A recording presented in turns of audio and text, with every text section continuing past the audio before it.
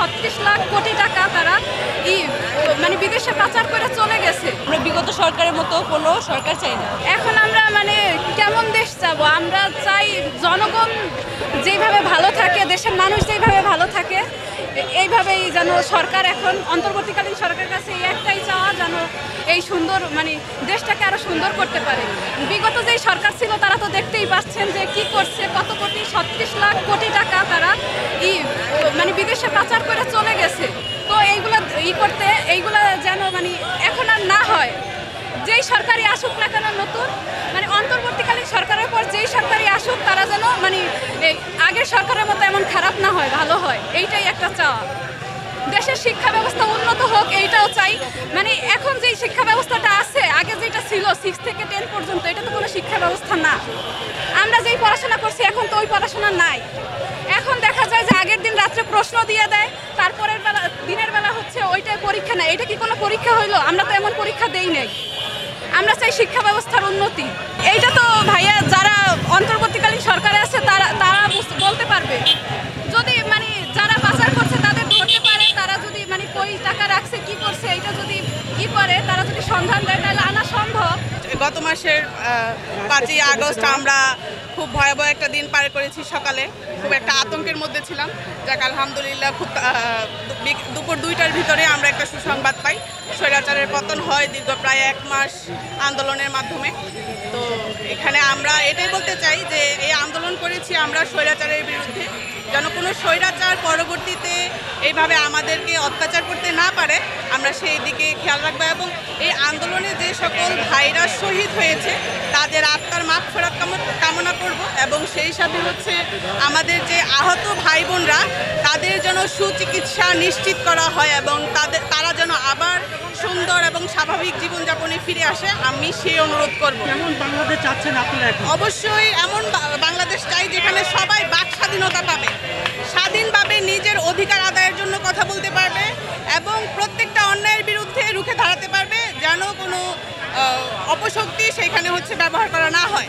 প্রত্যেকটা মানুষ তার জায়গায় থেকে অপরাধের বিরুদ্ধে দাঁড়াবে এবং সেইখানে হচ্ছে কোনো স্বৈরাচার, কোনো অপরাজনীতি ঠাঁই হবে না। এটাই হচ্ছে আমাদের ছাত্রছাত্রী এবং জনতার কাম্য।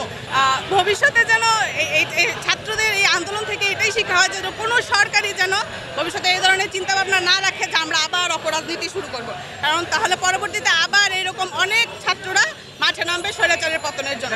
আমরা ছাত্র সমাজ, দেশ সংস্কার চলতেছে, আমরা চাই যে এই সংস্কারটা অব্যাহত থাকুক এবং মোটামুটি একটা ভালো পর্যায়ে যখন আসবে, আমাদের মহান উপদেষ্টা যারা আছে তারা মোটামুটি একটা 5 বছর মিনিমাম একটা সময় নিয়ে তারা সংস্কার করবে এবং পরবর্তীতে তারা একটা সুষ্ঠু নির্বাচন দিবে। এবং দেশটা গত 17 বছরে যে পরিমাণ দুর্নীতির শিকার হয়েছে এবং ক্ষতিগ্রস্ত হয়েছে, তার তুলনায় 5 বছর আসলে কিছুই হবে না। কিন্তু যেহেতু আমাদের দেশটা গণতান্ত্রিক দেশ, সেই ক্ষেত্রে আমাদের অবশ্যই গণতন্ত্র মেনটেন করতে হবে। তো আমার মনে হয় মিনিমাম 5 বছর একটা দেশকে সবাই একতার সাথে নিরপেক্ষভাবে সংস্কার করলে মোটামুটি একটা রুলসের মধ্যে চলে আসবে। তখন একটা অনেক সংবিধান চেঞ্জ করতে পারবে, যেহেতু সংবিধানে অনেক নড়চড় আছে। তো এটা পরিবর্তনের মাধ্যমে আশা করি উপদেষ্টা মহোদয়রা মিনিমাম 5 বছর বা 6 বছর বা এর চেয়েও বেশি সময় যদি দরকার হয়, তারপর একটা সুষ্ঠু নির্বাচন আমরা আশা করি। আজকের দিনটা এখানে অবশ্যই আসা, কারণ আপনারা সবাই জানেন যে বিজয়ের একটা মাস আজকে। তো বিগত এই একটা বিজয়ের একটা মাসের কারণে আমরা সব ছাত্ররা এখানে মানে রাজহাঁস করে যে আশা, যাতে আমরা সবাই মিলে এই বিজয় উদযাপনটা করতে পারি। আমরা যে বিগত সরকার পতন করেছি, নতুন সরকারের কাছে আমাদের অনেক আশা চাওয়া রয়েছে, যে কারণে আমরা চাইতেছি যে সব আমরা স্টুডেন্টরা মিলে, ছাত্ররা মিলে সেই চাওয়া পাওয়াটা পূরণ করতে পারি। আমাদের যে ঐক্যতাটা স্টুডেন্টদের, সেটা যাতে ধরে রাখতে পারি। এবং আমরা যে 1 মাস আগে যে ছাত্ররা আন্দোলন করেছে, কতটা কষ্ট করেছে সবাই জানেন আপনারা। আমাদের মাঝে যে সেই জিনিসটা 1 মাস পরে যে আমরা এইভাবে ফিরে পাবো, সেটা তো আমরা ভাবিনি। যেহেতু 1টা মাস হয়েছে, তো আমরা সবাই চাইতেছি যে এখানে যাতে একটা বিজয় মিছিলটার মাধ্যমে, শহীদদের যে বিজয় মিছিলটার মাধ্যমে আমরা যাতে সেটা উদযাপন করতে পারি, সেই কারণে মূলত আশা। অবশ্যই এমন বাংলাদেশ চাই যেখানে ছাত্রছাত্রী, সাধারণ মানুষ সবাই মিলে যাতে মানে কারো কোনো অধিকারে যাতে কোনো কমতি না থাকে, সবার অধিকার যাতে সমানভাবে পূরণ করা হয়, আমরা সেই জিনিসটাই চাই। সাধারণ মানুষ সবার অধিকার যাতে পূরণ করা হয় সেটাই। আমরা বিগত সরকারের মতো কোনো সরকার চাই না। এখন তারা আসতে পারতেছে না, এটা হচ্ছে সবচেয়ে বড় আমাদের ছাত্রদের হচ্ছে দুঃখ। আমরা বোন হারাইছি, ভাই হারাইছি, আমরা সবাইকে হারাইছি, কিন্তু আমরা এখন চাই না যে আমরা আমাদের আরও কোনো ভাই বোন হারাই।